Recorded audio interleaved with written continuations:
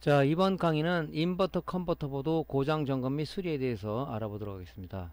자, 인버터 컨버터 보드의 대표적인 고장 증상은 무엇이 있는가 한번 알아보도록 하겠습니다.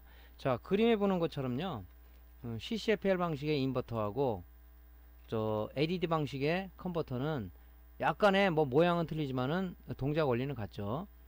자, CCFL 방식의 인버터, 그죠? LCD 모니터라고 그러죠. CCFL, 그죠? 백라이트 방식의 LCD 모니터, LED 백라이트 방식의 LCD 모니터 이렇게 보통 부르는데, 자, 형광등, 이런 형광등이 들어가 있는 이 방식의 그 모니터하고 이렇게 LED 바가 들어가 있는 이런 그 모니터가 있죠.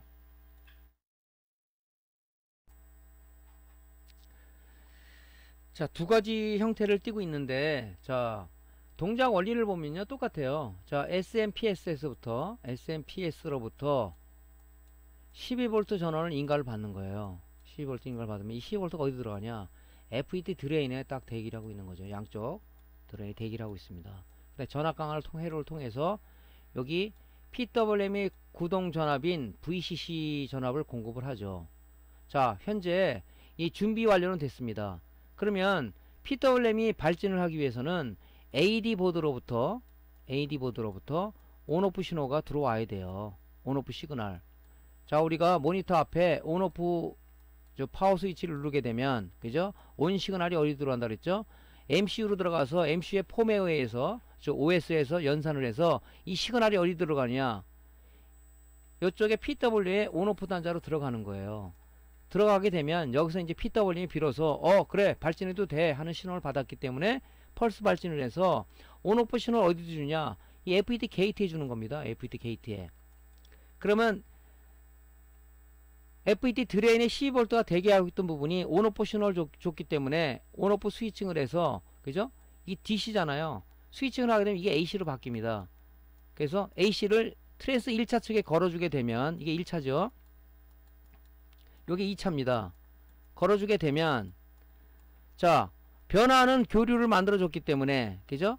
변화하는 교류를 만들어줬기 때문에 트랜스는 동작이 된다. 자, 2차 측에 유도 기절이 발생되는 거죠. 이 감은 권선수가 얼마에 따라서 전압이 AC 전압이 나오겠죠. 얘를 여기다 걸어주는 거죠. 얘를 여기다가. 그래서 이 CCFL이 켜지는 방식을 구현하고 있는 게 바로 CCFL 방식의 인버터다. 그러면 LED 인버터는 동작되느냐? 단지 트랜스만 없는 거예요. 트랜스가 없잖아요. 왜 그러냐면 이 LED만은 플러스 마이너스 극성이기 때문에 DC를 공급해 줘야 되는 거죠. AC로는 얘가 동작을 안 하잖아요. 그러니까 마찬가지로 SMPS로부터 12V를 인가받아서 12V가 FET 드레인에 딱 대기하고 있는 거죠. 자, 내부 전압 강화회를 통해서 여기다가 VC 전압, PWM의 구동 전압인 VC 전압이 공급되고 있는 거죠. 자, 준비는 됐어요. 자, AD 보드로부터 온오프 시그널이, 그죠? 이쪽으로 들어와서 PWM의 온오프 단자 또는 이네이블 단자로 들어가게 되면, 일단은 야 발진을 해라는 명령을 받았기 때문에 PWM이 동작을 하는 거죠. 펄스 발진을 해서 이 펄스 발진 신호가 어디 들어가냐, FET 게이트에 주는 거예요. 그럼 여기가 12V가 대기하고 있기 때문에 드레인에 스위칭 신호, 온오프 신호를 줬잖아요. 이렇게 온오프 신호를. 그러니까 이 스위칭을 해서 DC가 여기서도 AC가 되는 거죠. 일단은, 그죠? AC이기 때문에 2차 정류를 하지 않으면 이 직류를 만들 수가 없지 않습니까? 그죠? 그러니까 여기서 맞는 스위칭한 요거를 갖다가 어디로 주냐, 이 쇼트키 다이오드를 준단 말이죠. 다이오드는 뭐의 정류죠. 한쪽 방향은 절로 흐르는 거죠. 다이오드와 코일과 콘덴서를 통해서 비로소 LED 바가 원하는 직류 전압을, DC 전압을 공급해주고 있다는 거죠. 그렇다면 이 단계가 없어진 거죠. 컨버터는, LED 모니터는. 그러니까 너무 어렵게 생각하실 필요는 없다. 그죠? AC를 승합해주는 부분이 없다. 얘는 DC를 AC로 변환해주는 방법이고, 그래서 DC-AC 인버터라고 보통 얘기를 합니다. 그렇게 부르기도 해요. 얘는 뭐예요? DC를 DC로 승합하는 거 아닙니까? 그러니까 DC-DC 컨버터라고 얘기하는 거예요. 컨버터라고. DC를 DC로 변환하는 것을 컨버터라고 얘기하고, 뭐 DC를 AC로 변하는 걸 인버터라고 보통 얘기합니다. 그죠? 우리 자동차에도 220V라면 인버터 달았어 자동차에? 뭐 이 얘기 하잖아요. 그 직류 12V, 자동차 12V, 24V 쓰니까 이거를 변환을 해서 AC로 만들어주 220V로 만들기 위해서 인버터를 달아주는 거잖아요. 그죠?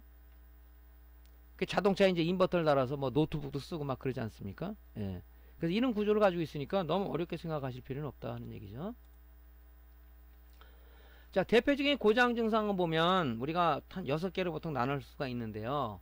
뭐 램프가 점등이 되지 않는 현상, 온오프 전압이 인가되지 않는 현상, 백라이트 2개가 동시에 점등 후 꺼지는 현상, 백라이트 하나가 점등 후 꺼지는 현상, 백라이트 2개가 일부만 점등되는 현상, 밸런스 콘덴서의 불량, 이렇게 나눌 수가 있는데, 자, 램프가 점등이 안 된다. 그럼 전압이 공급 안 되는 거 아니에요. 그죠? 스위칭을 해서 트랜스 1차 측에 전달을 해줘서 상호 인덕턴스에서 2차 측에 유도기 전력이 나와야 되는데 여기가 공급 안 되니까 당연히 2차도 안 나오겠죠. 그럴 때는 뭐냐면 12V 공급되는 부분에 휴즈가 끊어지면은 전기가 차단되니까 우리도 집에서 가정용 그 전기가, 그죠? 브레이커 차단기가 내려가면 전기가 공급 안 되는 거 마찬가지로 휴즈 점검을 해봐야 되겠죠. 또 12V가 공급되기 전에, 자, 12V가 인가가 됩니다. SMPS로부터 아니면 아다타로부터. 그러면 얘가 어디를 거쳐요? 휴즈를 거칩니다. 휴즈를 거쳐서 어디를 들어가느냐? 콘덴서, 그죠? 12V를 공급하기 위한 콘덴서를 거쳐요. 여기서 바로 어디로 들어가냐? 12V가 FET 드레인에 들어가는 거예요. 드레인에, 그죠? 이 콘덴서가 용량 감퇴라든가 또 불량일 경우도 당연히 점등이 안 되겠죠. 왜? 이 전압이 들어가서 정상적인 전압인데 전압이 다운된다든가 그러면 분명히 스위칭에 문제가 생기겠죠. 이 불량이 있을 수가 있고, 또 아까 설명했지만 FET가 양쪽에 2개가 있는데 이게 진행성 불량이라든가 아니면 하나가 쇼트가 됐다든가 스위칭 FET가, 그래도 점등이 안 되겠죠. 그래서 이런 부분들을 점검을 한번 해보면 된다. 양부판을 보면 누차 얘기했기 때문에 여러분들 뭐 까먹지 않는 이상은 뭐 문제가 없겠죠. 자, 그 다음에 온오프 전압이 인가 안 되는 현상이 있다.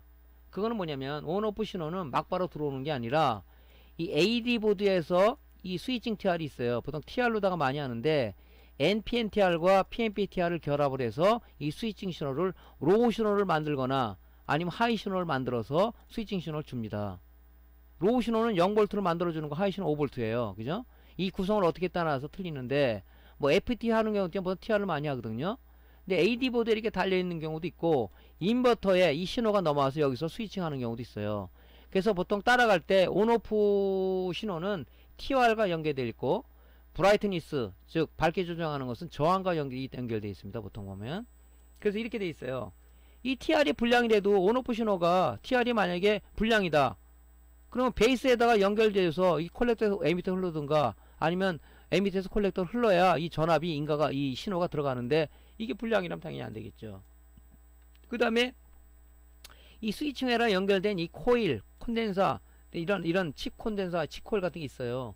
얘가 불량이나 안 돼 있으니까 이때는 요 스위칭 회로 쪽에 이런 부분들을 우리가 살펴봐야 된다 하는 얘기죠.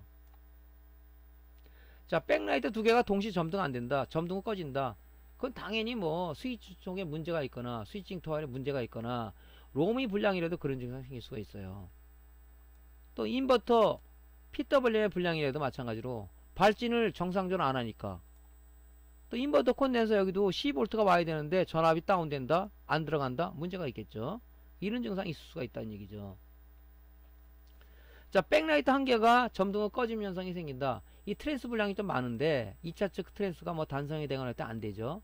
또 피드백 회로에 지금 여기 그 우리 인버터 이렇게 보면 이 CCFL 커넥터가 있고 이 2차 측 한 선이, 이 한 단자가 피드백 회로가 연결이 돼 있어요. 여기 이렇게. 이 회로가 불량이라도 그럴 수가 있어요. 피드백 회로에 보면 스위칭 다이오드, 뭐 칩 콘덴서, 저항 등이 이렇게 다시 예래가 있는데 이런 것들이 불량이라도 피드백 회로에서 정상적인 신호가 넘어와야 되는데 안 넘어오다 보니까 이 피드백 그 FET 저 PWM에서 피드백 회로에서 이상 작동을 해서 그런 경우도 생긴다는 얘기죠.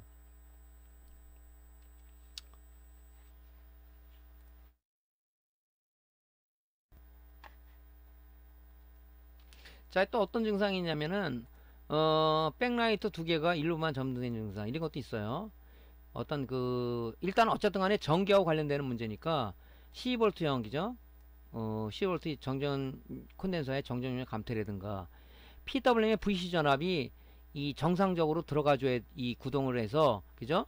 펄스 발전의 스위칭해서 DC 레이시오만으로 트랜스해 줘야 되는데 이런 것들이 불량이 돼도 그래요. PWM 발전회로 불량도 뭐 역시 마찬가지고 그런 부분을 살펴보면 되고 또 하나 보면은 이 밸러스트 캐퍼시터라는 게 있는데요.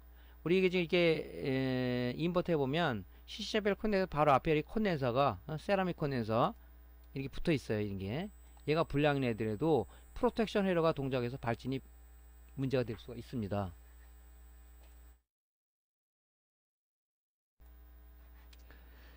그래서 의외로 이 밸러스트 캐패시터, 밸러스트 콘덴서가 불량이 나는 경우도 많죠. 그래서 어떤 거냐면요. 이겁니다. 이거. 많이 보셨죠? 자, 인버터 단에 보면 양쪽에 이 콘덴서가 붙어 있어요. 이 캐패시터 콘덴서. 이거. 세라믹 콘덴서죠. 이게 붙어 있습니다. 이게 불량 나는 경우도 많아요. 이게 눈으로 유관 검사를 하게 되면 요게 좀 터져 있다든가 뭐 색깔이 누렇게 변했다든가 그런 경우도 있습니다. 이게. 요건 부분도 불량이 많아요. 이 밸러스트 캐퍼시터는 CCFL로 가는 전류의 양을 조절하는 그런 기능을 합니다. 이거 요 양쪽에 있죠. 요거 이게 지금 밸러스트 캐퍼시터라고 하는 겁니다. 예. 그래서 이 눈으로 보면 보통 불량 난 것들은 약간 이게 열을 받아가지고 누리끼리하게 좀 변한 것도 있고 그래요. 그게 있으면 이게 프로텍션이 걸려서 안 됩니다. 휘드 회로하고 연결되어 있는 그런 부분 중에서 휘드 회로가 동작을 하는 거죠.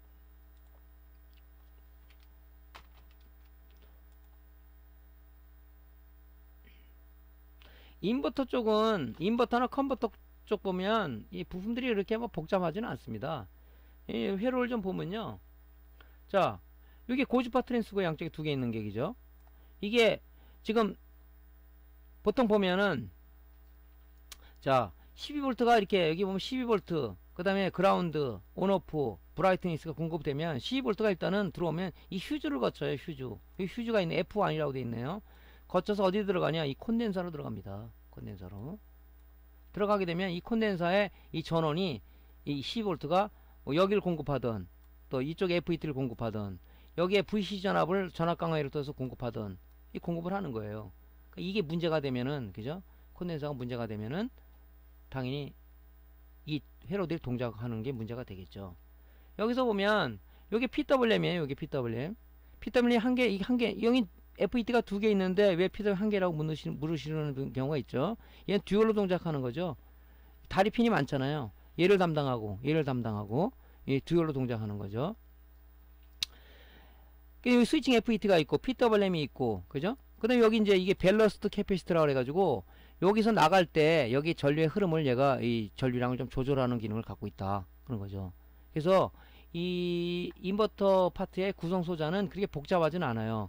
이 부분이 이제 그 피드백 회로인데 보통 보면 스위칭 다이오드 그 다음에 뭐 그 TR 그 다음에 뭐 이런 칩 콘덴서 뭐 이런 것들이 보통 구성이 돼 있어요. 아까 뭐 고장 요소 이런 것도 우리가 쇼트가 날 수 있으니까 양부 측정을 해보면 되겠죠. 다 정상적인데 뭐야 그럼 피드백에는 문제 있는 거 아니야? 양쪽 휘드 회로를 한번 뒤져보면 되겠죠.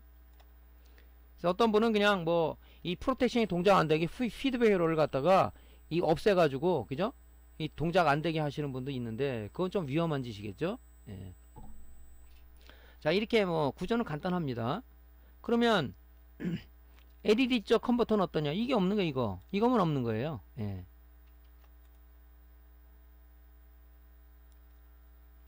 자 인버터 쪽에 파형 측정 포인트를 좀 보면요. 보통 보면 세 군데로 그냥 보통 보면 됩니다. 자 PWM은 발진 소자라고 그랬죠. 스위칭 신호가 이게 게이트인데 여기 이제 게이트로 가는 건데 PWM 아웃풋을 재든가 FET 게이트를 재든가 해서 측정을 했을 때 이렇게 온오프 파형이 정상적으로 나와야 되겠죠. 그죠? 그 다음에 스위칭한 신호가 어디로 들어가요? 그죠? FET 드레인에 그죠? 12V 스위칭 하겠죠. 드레인을 우리가 이렇게 쟀을 때 이런 파형이 나와야 정상인 거죠. 자, 이 FET 드레인하고 어디하고 연결, 트랜스 1차차가 연결되어 있죠? 여기다 한번 재보는 거예요. 마찬가지로 이런 파형이 나온다. 그죠? 정상적이겠죠. 그래서 뭐 전압을 아까 재는 것도 중요하지만 전압은 어느 정도 디지털 테스트하고 정상인 것 같은데 자꾸 오동작이 되네. 그러면 파형에서 파형이 정상 파형인지 왜곡된 파형인지 데이터 시트에서 요구하는, 즉 제조사에서 만든 그 원하는 파형이 나오는 건지를 우리가 판단을 할 필요가 있다. 그래서 오실로스코프를 발진이 나오는 데는 우리가 점검을 해봐야 된다, 그런 얘기입니다. 자, 아까 보면 인버터 쪽에 회로 방식을 보면 이제 여러 가지 방식이 있어요. 보통 보면 뭐 FET가 하나가 있는 게 있고 두 개 있는 거, 어떤 TR로 되어 있는 게 있고, 이거는 뭐 간단히 설명드리면 여러 가지 방식이 있습니다. CCFL 구동의 인버터 회로 방식은 보통 보면 벅 로이어 방식, 자체 발진이나 풀 브리지나 하프 브리지나 푸시볼 방식 등 다양한 방식이 있어요. 이게 그래서 구성이 이렇게 돼서 약간의 요 스위칭에서 넘어가는 요 구조, 요 앞단에 1차 쪽에는 회로들이 약간 좀 틀려요. 그죠? 여기서 보면 뭐 요런 식으로 구성되어 있고, 여기는 이 두 개 듀얼로 갖고 이렇게 스위칭하는 경우도 있고요. 이 틀립니다. 뭐 회로까지는 사실 알 필요는 없어요. 근데 이거 좀 이건 TR이 붙어 있지? 왜 이건 FET가 뭐 하나만 돼 있지? 왜 이 두 개가 이렇게 돼 있지? 이런 경우가 있어요. 그러니까 이런 인버터 구동 회로 방식에 따라서 좀 회로가 약간 좀 틀려요. 그래서 벅 로이어 방식은 이런 구조를 가지고 있고, 또 풀 브리지 방식 이렇게 가지고 있고, 하프 브리지 방식은 뭐 이렇게 해서 FET 두 개 가지고 하는 거고, 푸시풀은 이런 구조를 가지고 있죠. 그래서 제조하시는 분이, 설계하시는 분이 인버터 구동 방식을 네 가지 중에서 어떤 거 쓸 거냐 해서 이제 하는 이제 그 설계를 하기 때문에 뭐 우리는 여기까지 관여할 필요는 없겠죠. 하지만 이제 의문을 갖고 있는 사람들 있기 때문에 이런 얘기를 하는 거예요. 이런 구조의 인버터 구동 방식의 회로 방식이 좀 틀려서 그렇다 하는 걸 참조를 그냥 하시면 될 것 같아요.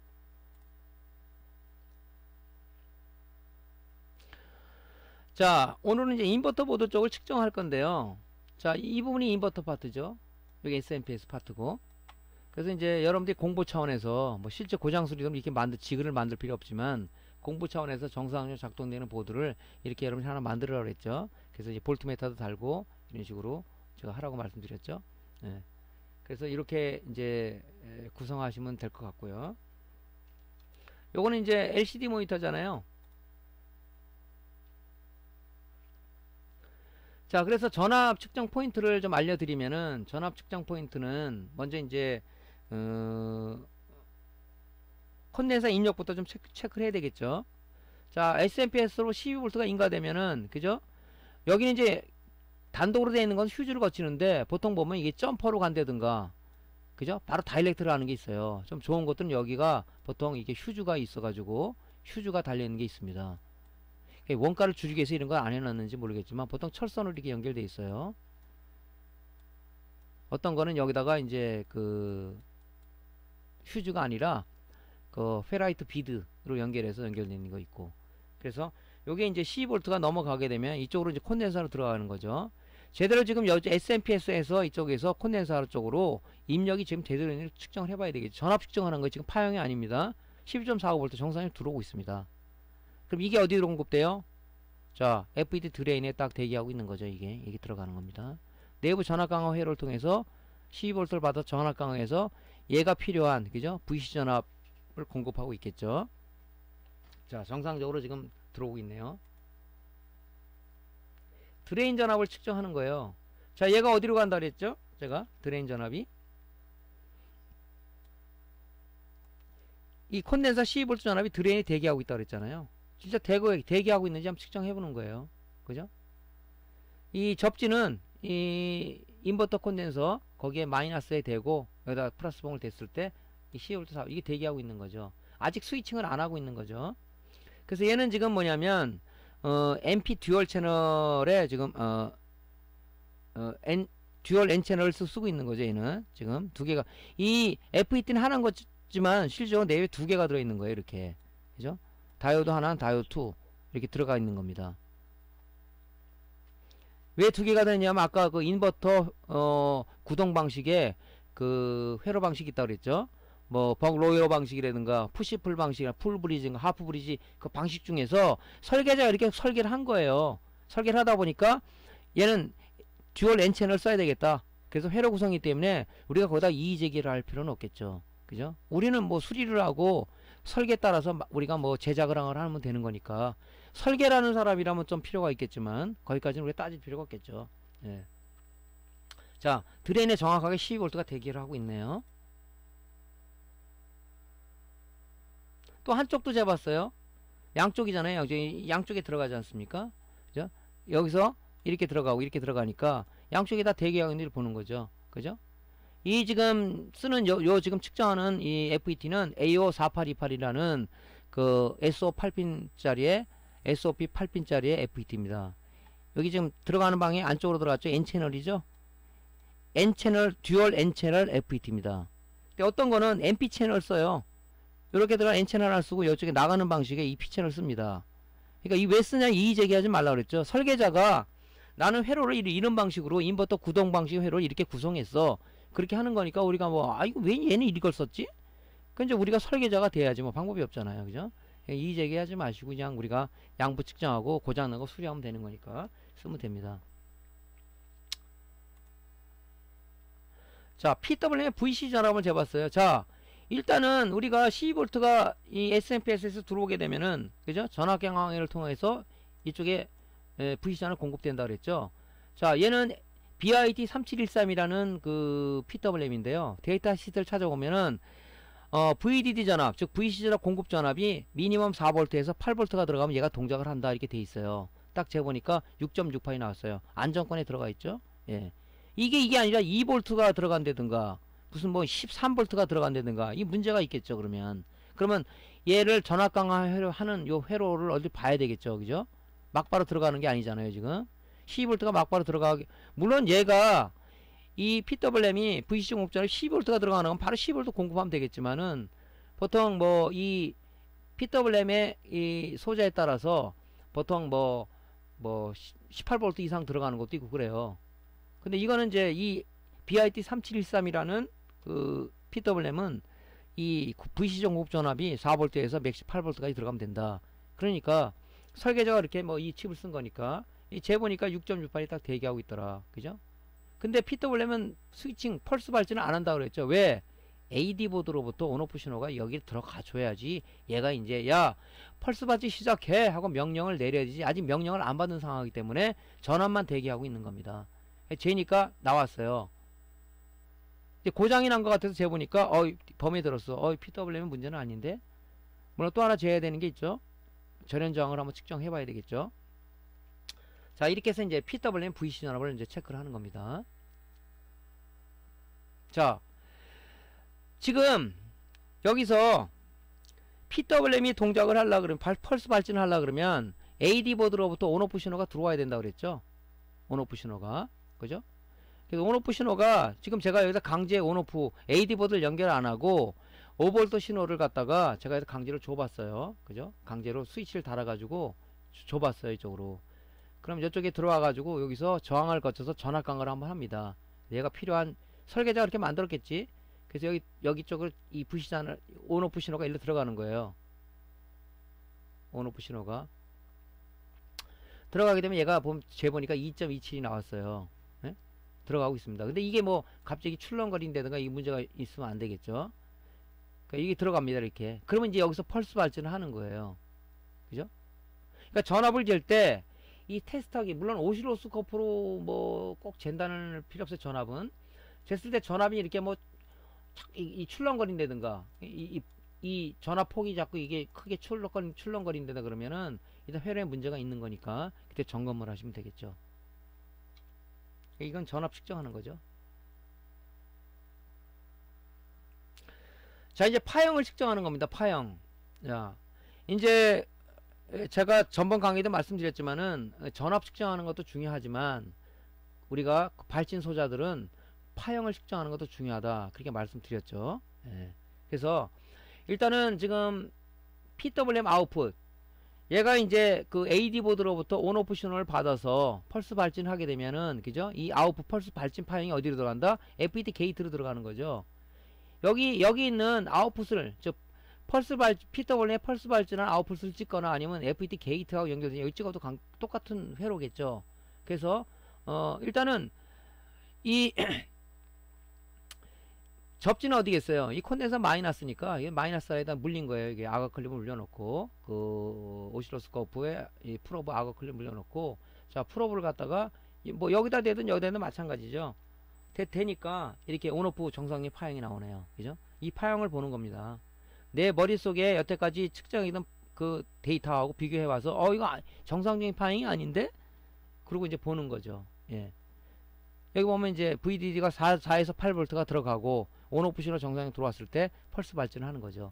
정상적이다 보는 거죠. 여기를 찍는 겁니다. 여기를 찍던가 FET 게이트를 찍던가 해서 우리가 측정을 하시면 되겠죠. 자, FET 드레인은 뭐 지금 12V가 공급되니까 CPU를 놓고 측정할 필요는 없어요. 얘는. 그러니까 측정을 했을 때 이게 이제 펄스 발전을 하는 거죠. PWM이 온오프 신호를 줘서 드레인에 관련된 스위칭 하니까 이제 DC가 AC가 되는 거죠. 드레인을 찍었을 때. 펄스 발전했을 때. 펄스 발전 안 하면 찍으면 얘는 DC예요. 펄스 발전하니까 스위칭 신 온오프를 주니까 DC를 AC화로 만들더라. 그래서 펄스 발전한 상황에서 찍으니까 바로 이런 발전 파형이 나오는 거죠.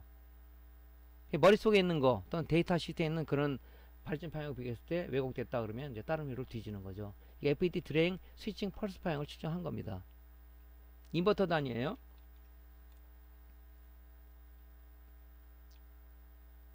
자, 1차 측 트랜스도 마찬가지죠. 그죠? 이게 지금 어떻게 연결되어 있냐면 1차 측에 이렇게 그죠? 이 트랜스하고 그죠? FET 드레인하고 이게 물려 있는 거예요. 이렇게. 이게 물려 있는 겁니다. 이렇게. 여기에. 그러니까 여기 측정해도 이렇게 나오고 이 트랜스 1차단을 측정해드려도 이런 파형이 나와야 되겠죠. 예, 그래서 한번 FET 드레인단을 1차 측을 찍어 보니까 이런 파형이 나오고 있더라. 아, 정상 동작되고 있구나. 그렇게 인지를 할 수가 있겠죠. 자, 오늘 강의는 인버터단 전압하고 파형 측정하는 거를 이제 알아봤습니다. 이제 다음 시간에는 뭐냐면 우리가 수리를 하기 위해서 필요한 지그 또 나름대로의 어떤 노하우를 여러분들한테 같이 강의할 수 있는 시간을 갖도록 하겠습니다. 자, 오늘 강의 들은 수고 많이 하셨고요. 강의가 도움되시면 구독 클릭하고 좋아요 버튼 눌러주시고요. 다음 시간에 다시 뵐게요. 감사합니다.